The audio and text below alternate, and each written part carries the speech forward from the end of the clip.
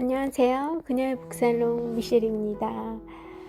네, 오늘은 정재승 교수님의 12발자국이라는 책 속에 수록된 제4차 산업혁명에 대한 글을 좀 읽어드리려고 해요. 이제 제4차 산업혁명이라는 용어가 우리에게 너무나 친숙하죠.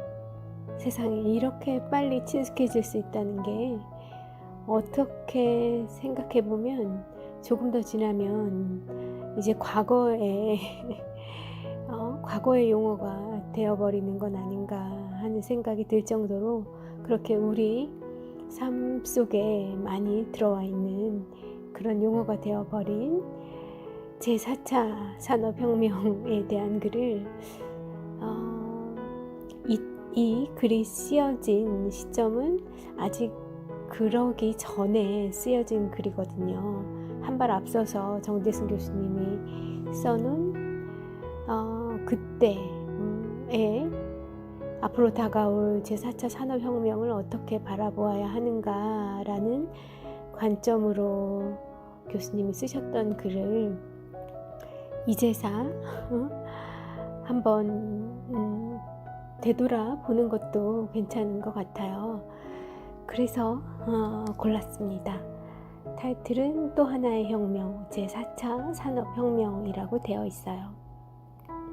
자, 읽어드릴게요. 두 번째 큰 흐름은 바로 북유럽, 서유럽 등을 중심으로 한 제4차 산업혁명입니다.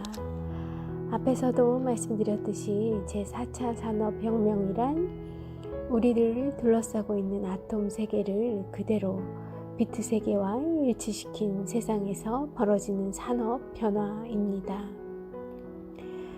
사물 인터넷, 웨어러블 디바이스 등을 이용해서 오프라인 세상을 고스란히 비트로 옮겨 놓을 수 있습니다. 사람들의 생각은 소셜미디어를 통해 읽고 움직임은 사물 인터넷이 추적할 수 있습니다. 미래에는 여러분 의자에 달아놓은 사물 인터넷 센서가 여러분 움직임을 모니터링해서 제 강연에 얼마나 집중하시는지 측정할 수도 있겠죠. 사물 인터넷으로 얻게 될 데이터는 그 양이 엄청나게 크고 늘어나는 속도도 빠르고 포맷도 다양할 겁니다. 볼륨 그러니까 양적인 측면, 그리고 벨로시티, 속도, 버라이어티, 다양성, 이 양과 속도와 다양성 측면에서 기준을 만족하는 데이터를 빅데이터라고 부르는데, 이 빅데이터를 저장하고 처리하고 적용할 수 있는 기술이 최근 빠르게 발전한 것입니다. 이미 빠르게 발전해서 이미 상용화가 된 상태죠. 빅데이터를 인공지능으로 분석해 오프라인의 개인들에게 맞춤형 예측 서비스를 제공하는 사회, 그것이 바로 제4차 산업혁명입니다. 아톰 세계와 비트 세계를 일치시킨 것을 가상물리 시스템이라고 부르죠. 왜 이런 세상을 제4차 산업혁명이라고 부르냐고요? 이런 세상을 설명할 패러다임이 현재 없기 때문입니다. 이 책이 쓰여진 그 당시만 하더라도 3차 산업혁명의 결과, 그 이후에 어떤 혁명이라 이름 붙일 만한 것이 아직 오지 않았던 그 시기였기 때문에 이런 설명을 하신 것 같아요. 오프라인의 아톰 경제를 생각해 보세요. 아톰은 공간을 점유하고 원본과 복제본 사이에 뚜렷한 차이가 존재하며, 그래서 원본이 만들어내는 희소성으로 경제적 가치를 창출합니다. 여기 있는 물건을 다른 위치로 옮기려면 에너지가 필요하고 시간도 오래 걸리고 비용이 듭니다. 그래서 사람들은 여기에 인력을 제공해 인건비를 받으며 살죠. 이를 통제하기 위해서는 중앙화된 자본과 권력이 필요합니다. 그런데 비트 경제는 다른 원칙이 통합니다. 비트는 그러니까 제4차 산업혁명이 야기할 비트 경제에는 다른 원칙이 통한다는 말씀을 하고 계세요.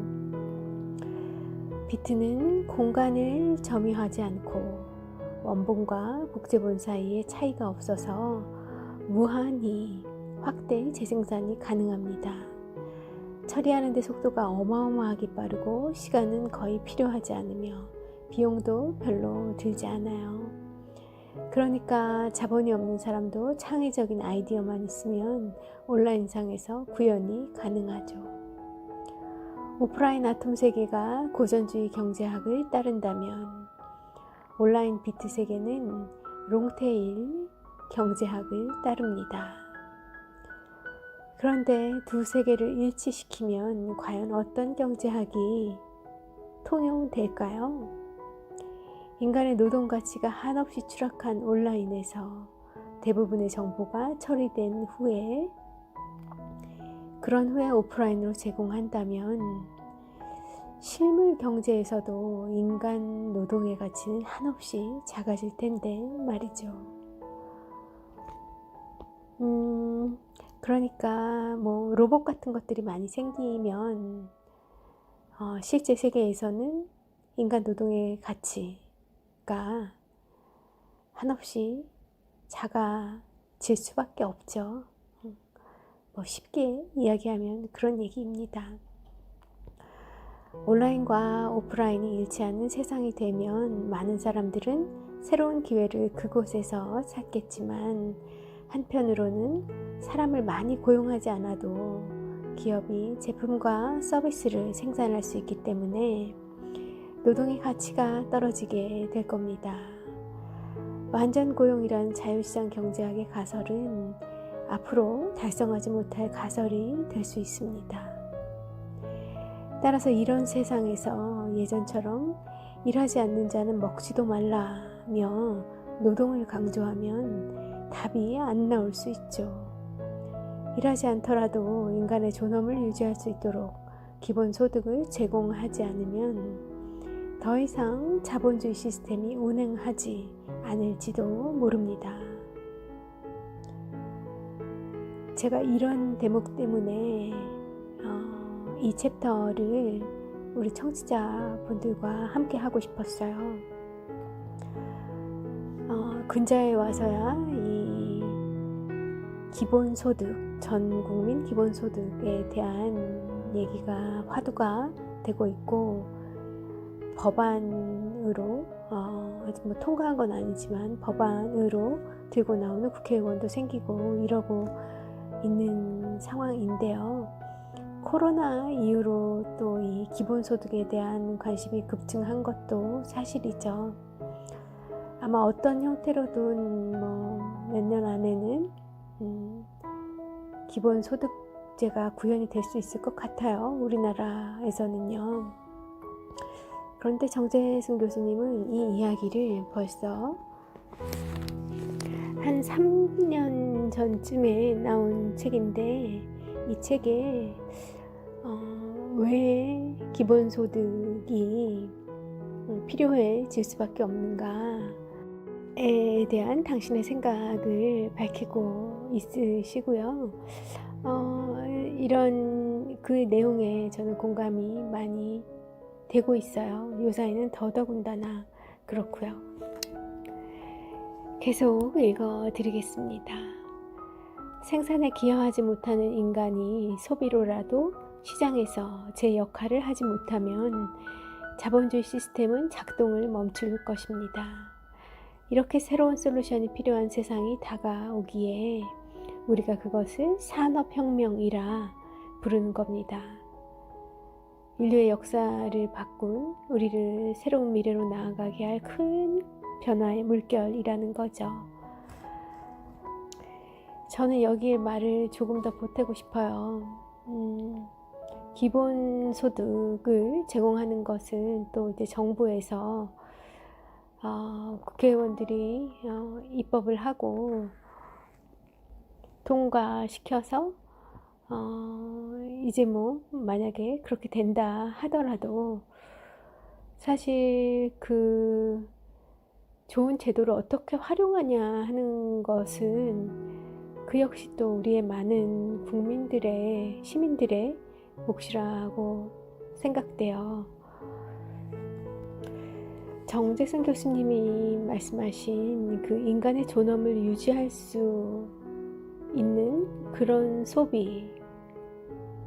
소비가 좀 많아졌으면 하는 게 제 바람입니다. 그건 비단 기본소득이 도입된 이후의 우리의 소비에 대해서만 말씀드리는 건 아니고요. 그런 생각이 좀 들어요. 우리의 소비가 어느 쪽으로 향하고 있나 한번 나의 소비에 대해서 잠시 생각해 보셔도 좋을 것 같고요. 자, 계속 읽겠습니다. 1969년 캘리포니아 대학교와 스탠퍼드 대학교가 컴퓨터를 전화선에 연결해 처음으로 문자를 주고받은 이래 인터넷은 빠른 속도로 발전했습니다. 당시 주고받으려던 최초의 문자는 LOG였으나 도중에 스탠퍼드 대학교 컴퓨터가 고장나는 바람에 결국 LO만 전송되었다고 하죠. 닷컴 버블이 꺼질 때까지 인터넷이라는 기술의 등장은 세상에 광풍을 일으켰습니다. 마치 지금 우리가 비트코인과 블록체인에 열광하고 있는 것처럼 말이죠.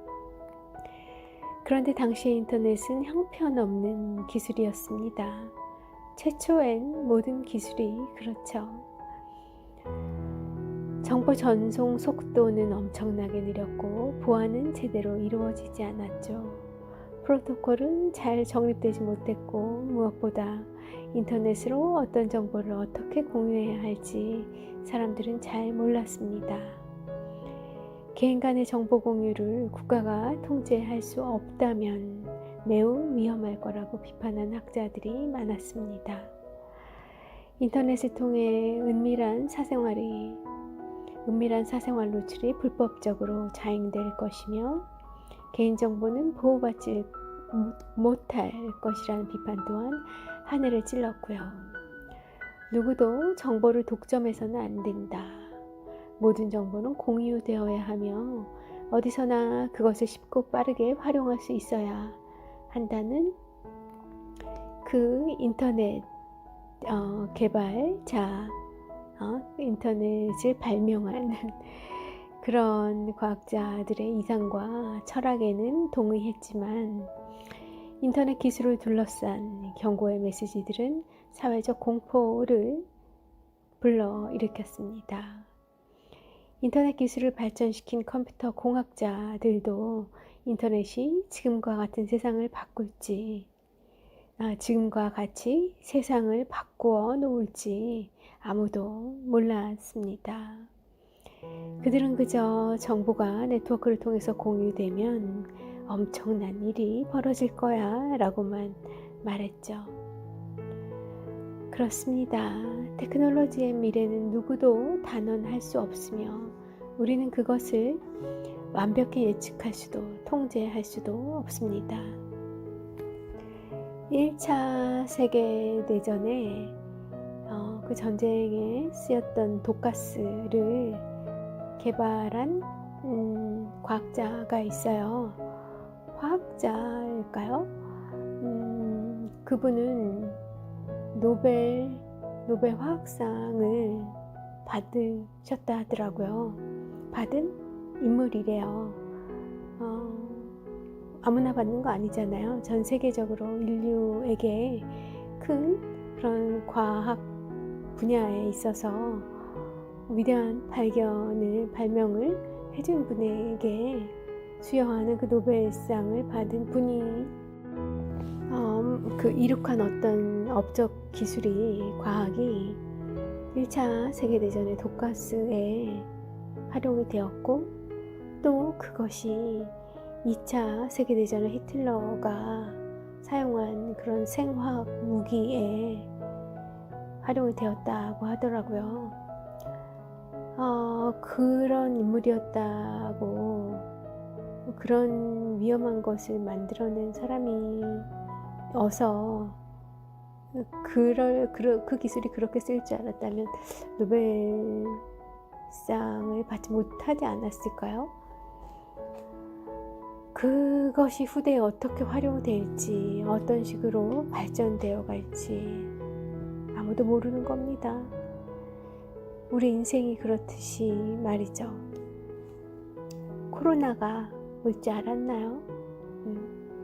그런데 또 예고 없이 갈 수도 있지 않을까요? 뭐 또 다른 덧셈 무엇이 올지는 올 수도 있겠습니다만, 네, 제 4차 산업혁명에 대한 글을 읽어드리고 있습니다. 그 4차 산업혁명을 구성하고 있는 기반 기술 중에 뭐 여러 가지가 있죠. 언급해드린 사물 인터넷도 그렇고 빅데이터도 그렇고 인공지능, 또 3D 프린팅 뭐 이런 것들이 많이 언급이 됐었고, 그 중에 이제 소프트웨어 기술 중에 블록체인이라는 기술이 또 포함이 돼요. 그 블록체인 혁명의 미래를 어떻게 보셨는지 정재승 교수님의 글을 조금 더 소개해 드리겠습니다. 그렇게 어렵지 않아요. 뭐 잘 이해 안 가시는 부분은 그냥 그렇구나 하면서 넘어가시면 될 것 같습니다. 저도 그러거든요. 자, 블록체인 혁명의 미래를 누가 단언할 수 있을까? 라는 타이틀이 붙어 있는데 한번 들여다보죠. 블록체인은 분산 컴퓨팅 기술 기반의 데이터 위변조 방지 기술입니다.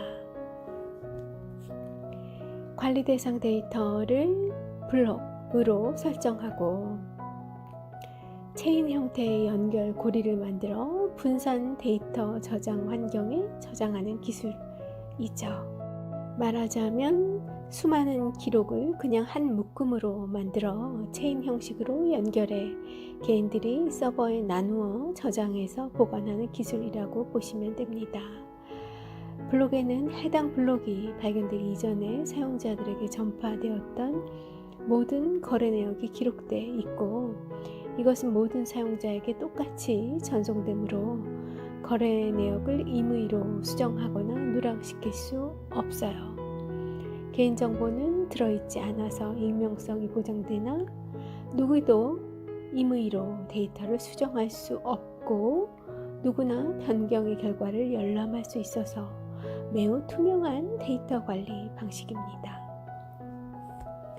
퍼블릭 영역에서 블록체인 거래가 성사되도록 하려면 일정한 주기마다 블록을 찾아내어 보상을 받아가도록 해주어야 합니다.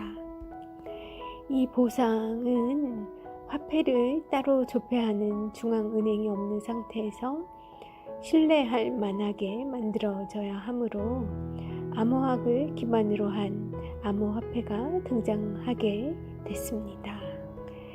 여러분이 잘 아시는 비트코인이 그런 예 중 하나이죠.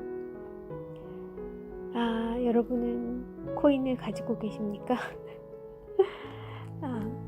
문득 생각이 나서 여쭤봤어요. 저는 최근에 구매를 조금 해봤어요. 얼마 전 신문 기사에 이 가상화폐에 대한 테스트와 실험을 한국은행에서 진행하고 있다던가요? 완료했다던가요? 하는 기사를 본 것 같거든요. 이미 이제 이 가상화폐로의 전환이 우리들 삶에 조금씩 다가오고 있는 건 아닌가 하는 생각이 들고요. 그러니까 벌써 그런 상황이 됐으니까 저같이 늦는 사람도 그 코인을 사게 되는 것 같아요. 저는 항상 모든 게 많이 막차를 타거든요. IT 업계에 있지만 제 보수적인 그런 선택을 하는 편인데, 그런 결정을 하는 편인데, 이제 이 실물 화폐의 시대가 조금 가상화폐 시대로 전환되는 것이 이미 뭐 포인트 제도나 이런 것들을 통해서 많은 거부감이 없어졌고, 오히려 편리함이 많이 인식되고 있는 것 같고요. 가상화폐가 도입되기에 적절한 분위기가 형성되고 있지 않은가 하는 생각이 많이 들어요. 더군다나 코로나로 인해서 실물 화폐의 유동성이 많이 낮아지고 있기 때문에 더더욱 그런 생각을 해보게 됩니다. 어쨌든 그 비트코인이 기반을 하고 있는 그 기술이 바로 블록체인 기술이라는 거고요. 굉장히 그 거래가 투명하게 이루어질 수 있는 방식이라는 거죠. 인터넷에 비유하자면 블록체인은 자산의 인터넷입니다. 개인 간에 서로 믿을 만한 방식으로 직거래를 할 수 있도록 해주는 기술이죠. 가령 힐튼 호텔이라는 중앙화된 시스템에 의지하지 않더라도 에어비앤비를 통해 개인 간 신뢰할 만한 숙박 서비스를 제공이 가능한 것처럼 개인 간 거래에 신뢰를 더해주는 기술입니다. 예전 같으면 힐튼 호텔이라는 그 브랜드 밸류, 그것이 신뢰성을 부여해 줬죠. 그리고 개인들에게는 그런 그 신뢰에 대한 명성 뭐 이런 것들이 담보되지가 않았어요. 평판 이런 것들이요. 그런데 이제 그런 이야기들은 오래전 얘기로 과거 속으로 사라졌고요. 우리에게는 에어비앤비, 우버, 카카오택시 뭐 이런 것들이 매우 이제 친숙합니다. 그 안에서 어떤 별점, 리뷰, 평점 이런 것들 나름 신뢰할 만한 수준으로 많이 올라와 있죠. 지금은 창작자가 콘텐츠를 만들면 창작자보다 중간 유통업자들이 더 큰 이익을 가져갑니다. 소비자에게 그것을 알리고 전한다는 이유로요. 그런데 블록체인을 개발하는 엔지니어들은 창작자와 소비자가 모두 신뢰할 수 있는 직거래 시스템을 제공하고 싶어 하는 겁니다. 그러면 창작자는 돈을 더 많이 벌고 소비자는 좀 덜 지불해도 되는 세상이 가능해지니까요. 뭐 이런 직거래 서비스들은 뭐 굉장히 이제 많아졌죠. 크라우드 펀딩 사이트들 뭐 너무나 많고요. 그리고 뭐 와디즈 같은 것들, 그 외에도 또 뭐 중고 직거래 하는 그런 앱들도 뭐 완전 상한가잖아요. 이런 것들이 블록체인으로 가능해졌다는 이야기가 아니라 블록체인에서 추구하는 그 사상 자체가 이들의 그 사상과 동일하다는 거죠. 그러니까 화폐 분야에서도 그런 방식이 이제 도입되고 있고, 그것이 블록체인 방식으로 아주 투명하게 구현될 수 있다는 이야기입니다. 블록체인과 암호화폐는 무척 아름다운 기술입니다. 이미 존재하는 기술을 그저 정교하게 엮어 놓았기에 구축하기가 어렵지 않고요. 사용할 경우 얻게 되는 경제적 혜택이 명확하며 금융 생태계를 근본적으로 바꿀 수 있는 놀라운 기술이기 때문입니다. 그런데 한국은행에서 그 테스트 하고 있다는 하였다는 그 기술이 블록체인 기술에 기반하고 있는지는 저는 확인한 바는 없어요. 그리고 뭐 반드시 가상화폐에 대한 구현이 블록체인을 기반으로 하고 있어야 하느냐, 또 그건 또 아니죠. 조금 더 그쪽으로 관심을 갖고 저도 서칭을 좀 해보려고 하고요. 기회가 되면 업데이트를 드리도록 하겠습니다. 자, 그렇게 블록체인의 사상은 민주주의적이라고 할 수 있어요. 그렇지만 아직 세상은 블록체인 편은 아니죠. 변해가고 있는 것 같습니다. 혁명의 태동기라고 볼 수 있다고 이 당시에는 한 3년 전쯤에는 정 교수님이 기술하고 있으시네요.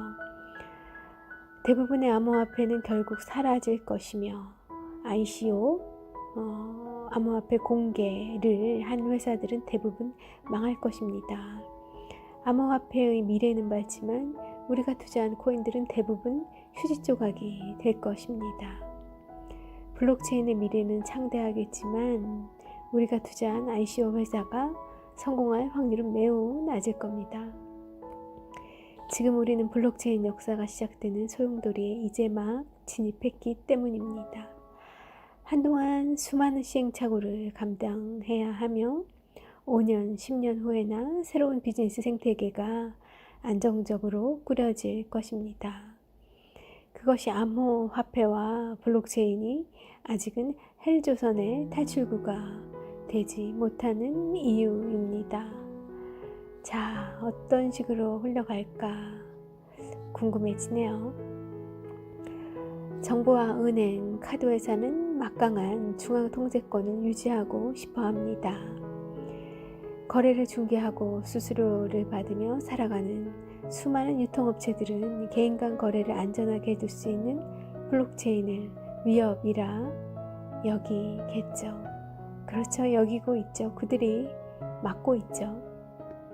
한편으로 막고 있으면서 그렇게 시간을 벌면서 다른 한쪽으로는 투자 개발하고 있을 겁니다. 시대의 전환, 시대의 흐름을 막을 수는 없어요. 그 변해가는 시대에서 그 자기들의 우위와 어떤 기득권을 유지하기 위해서 시간 벌면서 노력하고 있을 겁니다. 그런 산업이 성장하는 세상을 원하지 않습니다. 그들은요, 중간에서 중개 수수료를 챙기는 사업이 워낙 많다 보니 이들의 저항이 무척이나 심하죠. 하지만 창작자가 더 많은 이익을 가져가고 소비자는 더 적은 돈으로 그것을 즐기는 세상이 와야 합니다. 익명성을 통해 사생활은 보호하되 투명하게 데이터를 공유해야 합니다. 모든 창작 과정과 거래 과정이 정교하게 추적되는 세상이 와야 합니다. 저는 이 부분에서 눈길이 가는 것이 이 거래 과정에 대한 추적, 이런 부분들은 많이 접해왔거든요. 그런데 이 창작 과정에 대한 그 권리 보호와 투명성, 추적성을 확보하는 부분이 이 정 교수님을 통해서 새로이 저에게 와닿는 부분이에요. 그리고 또 한편으로는 저는 중개업자들이 꼭 다 없어져야만 하나 그런 생각이 들진 않거든요. 창작자 선에서 완료될 수 있는 그런 서비스나 제품도 있는 것이고, 또 그들의 결과를 1차로 받아서 2차 가공, 3차 가공을 하는 그 중개 제조업자라고 해야 되나? 중개 서비스자들도 뭐 우리의 다양성 확보 측면에서 필요한 거 아닐까요? 그리고 이동 서비스를 제공하는 그런 분들은 제작에 직접 참여하고 있지는 않더라도 반드시 가치가 지불되어야 하는 그런 역할이라고 생각하고요. 이런저런 생각을 하게 됩니다. 자, 화폐, 주식, 자산, 상품, 그 어떤 것도 될 수 있으나 아직 아무것도 아닌 암호 화폐와 블록체인 혁명은 어떻게 시작되고 진화할까요? 1780년대 영국 맨체스터에서처럼 1990년대 말 인터넷 닷컴 버블이 한창이던 대한민국에서처럼 우리는 혁명, 제4차 산업혁명의 여명기를 바라보고 있습니다. 이것이 정말로 혁명이긴 한 건지, 혁명이라면 결국 성공한 혁명이 될지 답을 모르는 시기 말입니다. 엄청난 녀석이 나타났다는 직감은 어렴풋이 있으나 아직 뭐가 될지 확신할 수 없는 그런 기술들 앞에서요. 네, 어디선가 어떤 책에선가 본 적이 있는 것 같은데요. 2차 산업혁명, 그 영국의 산업혁명, 그리고 그 제3차 정보화혁명, 이런 것들도 그 미리 앞서서 그 태동기, 여명기에 이름 붙여진 것이 아니었다고 하더라고요. 지나고 나서 그 시대를 정의하고 회고했던 경제학자와 사회학자들이 붙여놓은 혁명, 2차, 3차 혁명의 이름이라는 걸 본 기억이 나거든요. 그런데 제4차 산업혁명은 우리가 앞서의 두 번의 그런 경험을 통해 미리 앞서 이 물결이, 이 기술이, 이 물결이 제4차 산업혁명의 물결이고, 이런 기술들이 4차 새로운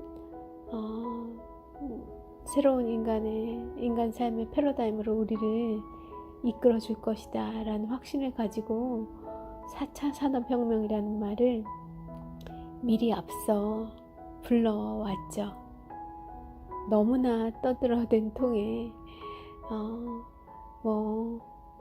진짜 밭에서 농사 짓는 분들도 익숙해져 있을 그런 용어가 되어버렸어요. 사실 또 농업 부분에서 이 사물 인터넷이나 이런 기술들이 많이 활용되고 있기도 하고요.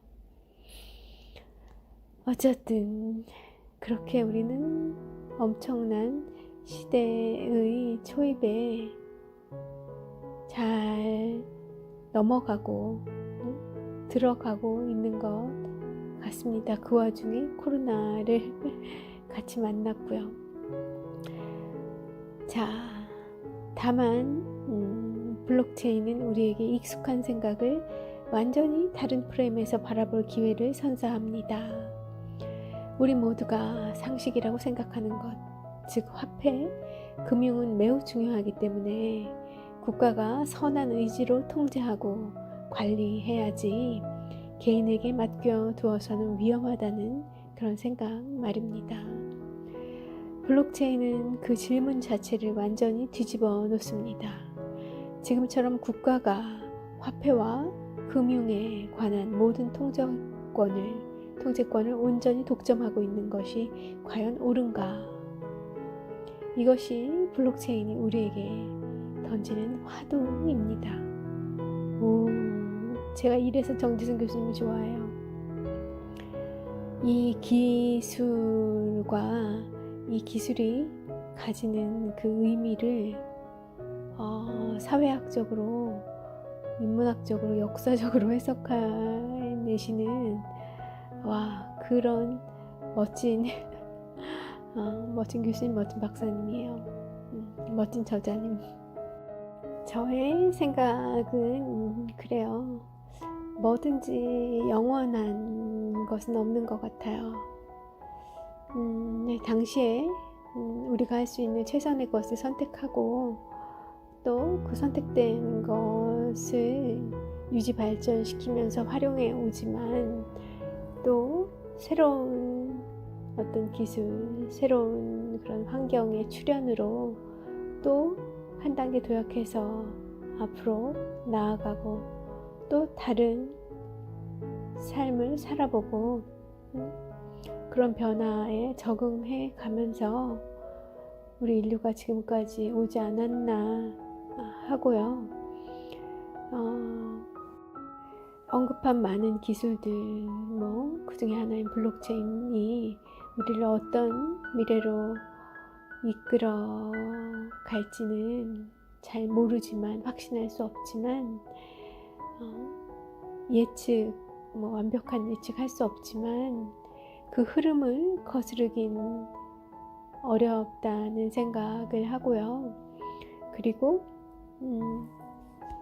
그런 이유 중에 하나로 이미 기존의 방식대로 많이 오래 운영을 해왔는데 폐단들이 많이 있잖아요. 그런 것들이 많이 쌓여 있고 신뢰를 많이 잃어간 이런 상태에서는 또 한 번 이런 변화, 기술의 발전을 타고 한 번 또 다른 방식으로 변화해 보는 것도 맞지 않는가. 그게 또 시대 정신에 부합하기도 하고 거스를 수 없는 그런 흐름 아닌가, 그런 생각들을 하죠. 여러분의 생각이 궁금합니다. 어떤 생각들을 하실지. 저는 아이가 없어서 미래를 아주 격하게 고민하고 아주 긴 미래까지 그렇게 큰 관심을 갖고 있지는 않습니다만 자녀들을 갖고 계신 제 주변의 많은 분들을 보면 저보다 많이 고민하고 걱정도 하고 또 대비들도 하시는 것 같거든요. 여러분은 어떠실지 궁금해요. 요 며칠 같은 이런 연휴의 시간에 너무 바쁘게 지내시기보다 잠깐 모든 걸 내려놓으시고 이런저런 한가하게 보내시면서 조금 한 발짝 물러져서 세상이 어디로 어떻게 가고 있나, 나는 어디로 어떻게 가고 있나 한번 생각해 보시는 시간 갖고 계시길 바라는 마음입니다.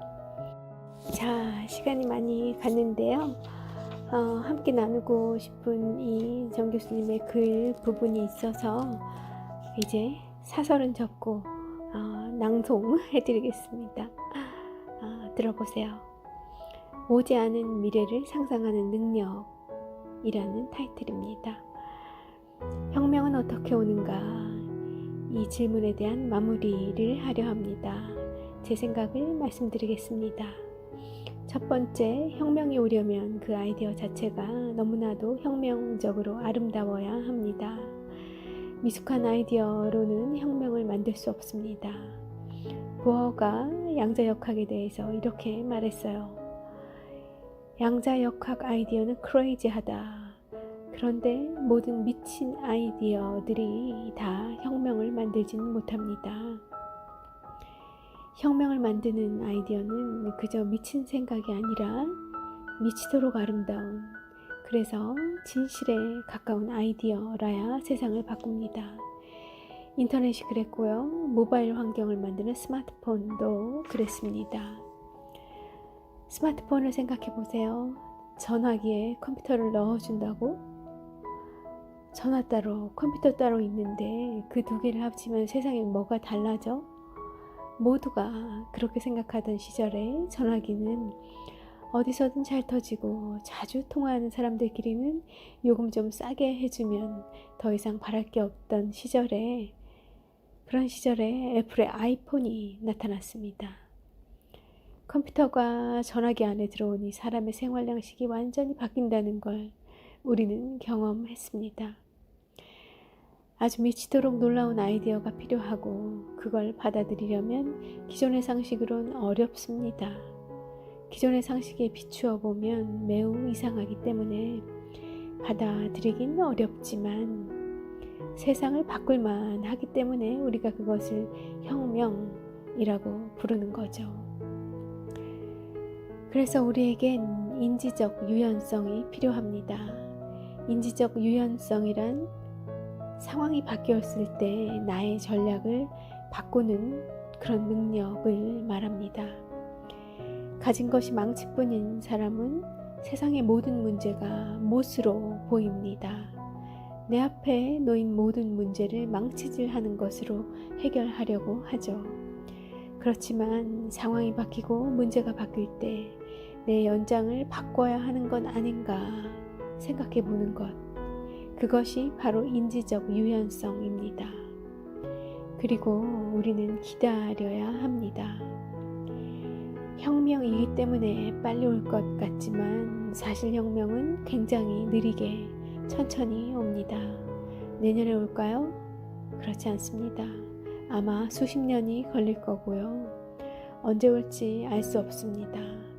테크 이상주의자들이 아주 먼 미래의 비전을 만들고 실천가들이 그걸 하나씩 실천하고 그게 더 나은 세상이라고 믿는 많은 사람들이 거기에 조금씩 동참하면서 혁명은 이루어지죠.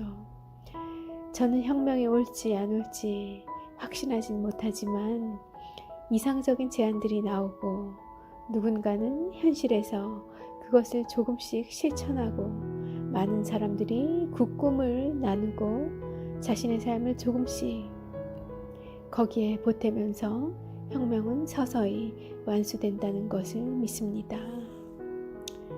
자, 강연을 마무리하겠습니다. 이렇게 한 번의 토론이 사람을 혁명가로 만듭니다. 혁명의 여명기에는 혼란과 부작용이 심합니다. 아직 오지 않은 미래의 가능성은 모호한 안개 속에 있을 뿐이죠. 지금도 암호화폐에 대한 광기 어린 투자로 고통받는 사람들이 많이 있을 겁니다. 어떤 기술이든 그 자체로의 한계도 있습니다. 이 순간 우리는 어떤 의사결정을 해야 하느냐? 정답은 없습니다. 진실이 어디에 있는지에 대한 판단은 각자의 몫이죠. 저는 이 대목에서 제가 무척 애정하는 스페인의 작가 미겔 데 세르반테스가 쓴 소설 돈키호테의 한 대목을 인용하고 싶습니다. 자, 이런 대목이에요. 현실은 진실의 적이다. 현실은 진실의 적. 오늘날 테크놀로지는 그 어떤 것보다도 자본과 권력에 기생하고 좌우되면서도 인간에게는 그것으로부터 벗어난 세상을 선사하기 위해 발달했습니다. 그래요, 민주주의적으로 인문학적인 그런 세상을 구현해내는 방향으로 기술이 발전 진화해 온 면이 강하죠. 또 그것을 반대로 활용하고 있는 그런 사례들도 많이 있습니다만 기술의 태동기에는 다 그런 좋은 의도가 씨앗이 되었었던 건 사실입니다. 인간에게는 그것으로부터 벗어난 자본과 권력, 그것으로부터 벗어난 세상을 선사하기 위해 발달해 왔습니다. 디지털 혁명과 제4차 산업혁명 그리고 블록체인 혁명이 그 결과물입니다. 인간이 조금 더 권력과 자본으로부터 벗어나 인간적이며 수평적으로 동등한 사회 속에서 살 수 있기를 바랐고, 이에 기여하고 싶어하던 사람들의 이상을 알아주세요. 기억해 주세요.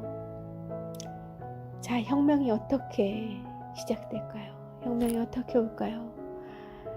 아직 오지 않았지만 오기를 바라는 미래를 상상하는 능력에서 시작됩니다. 상상력이 풍부한 사람들이 혁명을 꿈꾸죠. 콜럼버스가 그랬던 것처럼 말입니다. 또 에디슨이 그랬었던 것처럼 말이죠. 상상력이 풍부한 사람들이 혁명을 꿈꾸죠. 그래서 돈키호테도 이런 말을 한 겁니다. 이 말이요, 누가 미친 거죠? 장차 이룩할 수 있는 세상을 상상하는 내가 미친 건가요? 아니면 있는 그대로만 세상을 보는 사람이 미친 건가요? 라고 돈키호테가 했죠. 그가 남긴 말입니다. 아직 오지 않은, 하지만 왔으면 하는 미래를 위해서 이 거대한 세상에 헛되게 싸우는 이상주의자 돈키호테의 열정이 우리에게도 절실히 필요합니다. 누군가는 이상적인 이야기를 하겠죠. 아마 저 같은 학자들은 그런 교수님들을 언급하신 것 같아요. 많이들 그럴 겁니다. 현실에 발을 딛기보다는 우리가 저 방향으로 나아가야 한다고 이야기하는 사람들이니까요. 그렇지만 결국은 그것을 실천하는 사람이 혁명을 만듭니다. 체 게바라가 말한 것처럼 사과는 그냥 떨어지는 것이 아니라 누군가가 사과나무를 흔들어서 떨어뜨리는 거죠. 상상한 현실로 만들려고 하는 의지, 노력, 능력, 이런 것들이 결국 혁명을 이루어냅니다. 네, 오늘 여기까지 하겠습니다. 연휴에 연휴 마지막 날에 혁명에 대해서 이야기해 봤고요. 이 남은 연휴를 제가 너무 불사르게 만드는 건 아닌지 모르겠습니다. 모쪼록 편안한 혁명의 그 열정을 가지시되 편안한 시간, 휴일로 마무리하시길 빌어보고요. 오늘도 변함없이 함께 해주셔서 감사합니다. 미셸이었습니다.